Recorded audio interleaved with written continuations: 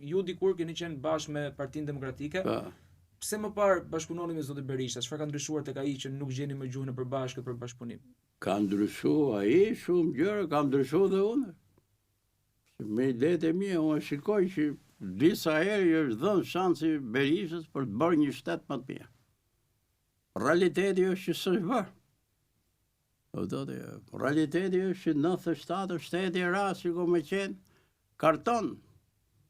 Atje. Po kush ishte kryetari i shtetit? Berisha Presh.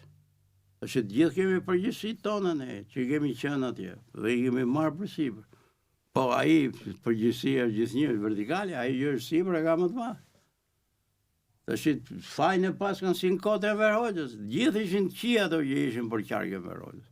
Çaj bushkatonte, çaj fuste në burgët.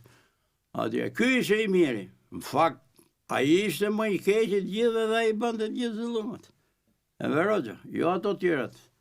Ishin bashkë. Të shikë lloj filozofie do thyrë, qofse duam bëjmë demokraci. Kush nuk është i Zotit, do mbaj përgjegjësitë e veta, duhet largohet. Ktu s'ndodh kjo po.